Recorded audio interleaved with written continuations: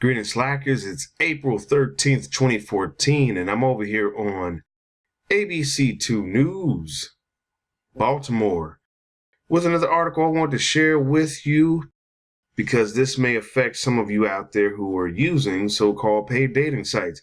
It's Better Business Bureau gives Match.com an F rating by Mallory Sofestai. Hope I said that right. Goes on to state here. Baltimore, in their search for love, a number of Match.com users are claiming they were hit with hidden fees. Quote, they have an F rating with the Better Business Bureau system, said Angie Barnett, president and CEO for the BBB, Better Business Bureau, serving Greater Maryland. Match.com has received more than 3,000 complaints on their Better Business Bureau business profile. Nearly half of the complaints had to do with billing and customers stating they were unaware of subscriptions automatically renewing. The company notifies consumers about the auto-renewing billing service in the fine print under their terms of use agreement and on the subscription page.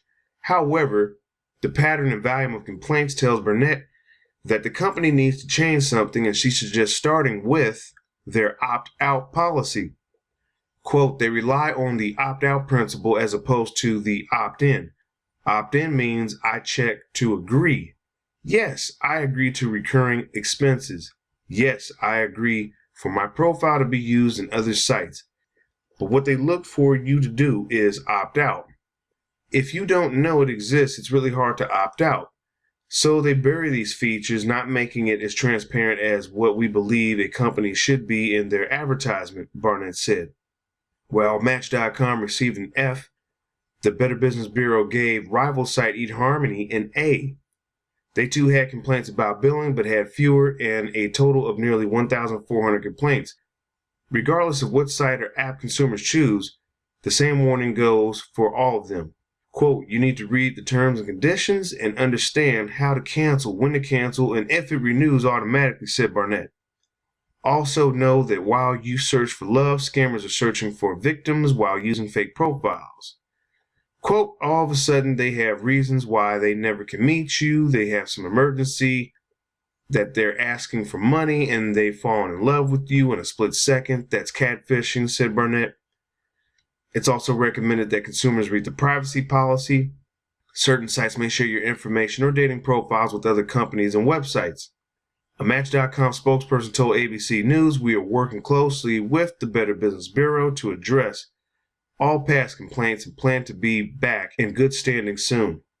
They're also encouraging all customers to contact Match.com directly through the help portals on their site.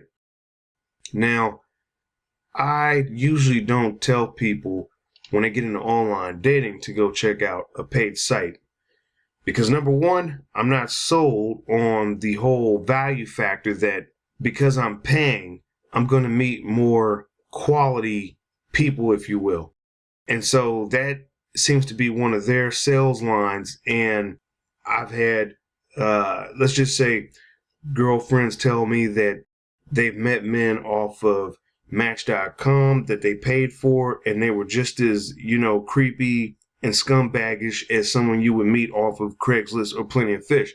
So if that's the case, why pay? Now, this also reminds me of something that I had to deal with years ago. And this is like when I was dating and going to the movies a lot. And maybe some of you remember this, but it was Fandango.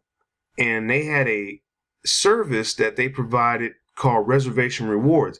Well, you went ahead and you used Fandango one time, and then before you knew it, you were set up on this recurring billing scheme, and it was like, hey, here's $9 being taken from my account every month. What is this all about? And I had to call to find out, hey, what's going on? Well, they had automatically signed me up in this. And so, like this article states, it would be good to have an opt-in for the sake of transparency, because you being a consumer, you're smart enough to know what the hell you want. And it would be better, transparency-wise, to put that up front. And then that way there's no mistake.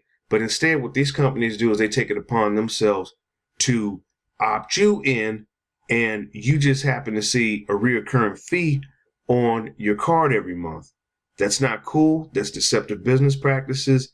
And I've read in a number of other places about Match.com's complaint threshold from Texas to New Mexico to California. People just unhappy with this auto billing feature. So are you someone who uses Match.com?